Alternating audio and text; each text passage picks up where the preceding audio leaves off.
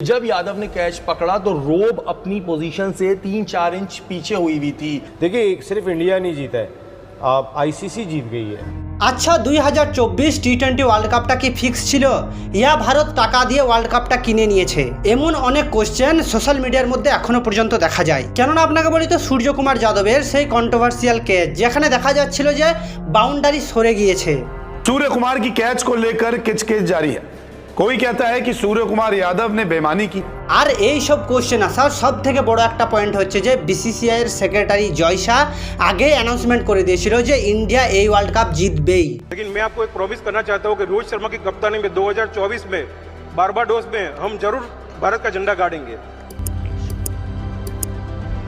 তাহলে সত্যিই কি সরিষার ক্ষেতের মধ্যে ভূত লুকিয়ে আছে, ইয়া ইন্ডিয়ার ওয়ার্ল্ড কাপ জেতাটা সবাই সহ্য করতে পারছে না? और उसके बाद अगर आप देखें तो ये रोप पीछे हुई हुई है, वो रोप के वाज़े तौर पे निशान दिखाई दे रहे हैं और उनका पैर जो है वो रोप के पीछे है। তাহলে চলুন কিছুটা পিছিয়ে গিয়ে আমি আপনাকে বোঝানোর চেষ্টা করি। আপনাকে বলি যে 2013 সালে ভারত লাস্ট আইসিসি ট্রফি জিতেছিল যখন ইন্ডিয়া টিমের মহেন্দ্র সিং ধোনি ক্যাপ্টেন ছিল, আর সেটা ছিল চ্যাম্পিয়ন ট্রফি, সেটাও টি-20 ফরম্যাটের মধ্যে ছিল। আর সেটার পর থেকে ভারতকে অনেক লম্বা সময় অপেক্ষা করতে হলো। কেননা আপনাকে বলি তো 2017 সালেও চ্যাম্পিয়ন ট্রফির মধ্যে সে ফাইনালে আসে এবং পাকিস্তানের কাছে 180 রানে হেরে যায়। তারপর 2023 ওডিআই ওয়ার্ল্ড কাপে ইন্ডিয়ার টিম ট্রফির অনেক কাছে আসে। হ্যাঁ, গ্রুপ স্টেজের মধ্যে সব ম্যাচগুলো জেতা কোনো ছোট ব্যাপার না। ইন্ডিয়া টিম সেমিফাইনালে নিউজিল্যান্ডকে হারায় এবং ফাইনালে গিয়ে সেটাই হয় যেটাতে ইন্ডিয়ার ভক্তগুলোকে অনেক বড় শক লাগে। আর আপনাকে বলি তো এই ফাইনালে হেরে যে শকটা লাগে সেটা শুধুমাত্র পরের বছর টি-20 ওয়ার্ল্ড কাপই মুছে দিতে পারে। ভারতকে যে কোনোভাবে ওই ওয়ার্ল্ড কাপ জিততে হতো, কেননা আইসিসি ট্রফি জেতা তাদের 11 বছর হয়ে যায়।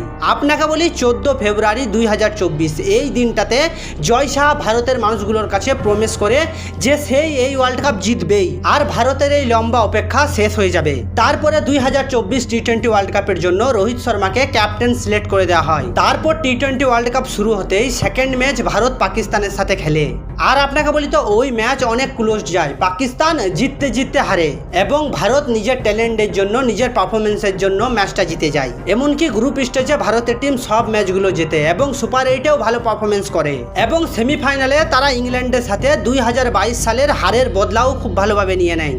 তারপর আসে ফাইনালে, এখানে দুইটাই টিম সেরা ছিল, কিন্তু আপনাকে বলি তো যে কোনো একটা টিমকে হারতেই হবে দুইটা টিমের মধ্যে। হ্যাঁ, এই দুইটার মধ্যে যে কোনো একটা টিম চ্যাম্পিয়ন হবে আর তার সাথেই এই কন্ট্রোভার্সিগুলো হবে। তারপর আপনাকে বলি তো ম্যাচ স্টার্ট হয় এবং ভারত প্রথম ব্যাটিং করতে যায়। তারপর ফার্স্ট ওভারের লাস্ট বলটাই সাউথ আফ্রিকার ম্যাচ হারার মূল কারণ ছিল, কেননা মার্ক জনসনের সেই বলটা বিরাট কোহলি সোজা খেলে এবং বলটা বাউন্ডারির দিকে চলে যায়, আর সেই বাউন্ডারি বাঁচাতে সাউথ আফ্রিকার ফিল্ডাররা ড্রাইভ দেয়, যার কারণে বাউন্ডারি তার অরিজিনাল জায়গা থেকে কিছুটা সরে যায়। এবার চলুন ডিরেক্টলি চলে যাচ্ছি সূর্যকুমার যাদবের কেচে, যেটা নিয়ে এখনো পর্যন্ত কন্ট্রোভার্সি চলছে। সবাই জানে যে ডেভিড মিলারের ওই কেসটা সেদিন যদি সূর্যকুমার যাদব না ধরতে পারত তাহলে সেটা 6 হয়ে যেত এবং ভারত হেরে যেত, কিন্তু সেটা ক্যাচ না, সূর্যকুমার যাদব ট্রফি ধরেছিল। আপনি যদি বাউন্ডারিটা দেখেন তাহলে প্রথম ওভারে ওই বিরাট কোহলির শটের জন্য বাউন্ডারিটা কিছুটা সরে গিয়েছিল। আর আপনি যদি ক্রিকেট ল 19.3 দেখেন তাহলে সেখানে পরিষ্কারভাবে বলা হয়েছে যে সীমানা চিহ্নিত করতে ব্যবহার করা বস্তু যদি কোনো রকমভাবে সরে যায় তাহলে সীমানা তার আসল জায়গায় রয়েছে বলে বিবেচিত করা হবে। যদিও ওই বস্তুটাকে নিজের জায়গা থেকে সরানো হয়েছে, কিন্তু আমরা কোনো প্রমাণ পাইনি যে ওই বাউন্ডারি সরানো হয়েছে, শুধুমাত্র ওই ফিল্ডিংটা ছাড়া। কিন্তু তারপরেও তো ওই বাউন্ডারিটা ঠিক করা হয়েছিল। আর কিছু জার্নালিস্টের বক্তব্য যে এই হোয়াইট লাইনটা আগের ম্যাচের বাউন্ডারি ছিল। The boundary was never disturbed. The boundary was there right from the very beginning. What has happened is, in earlier matches, this line indicated that the boundary was there. In the final, it was just moved back.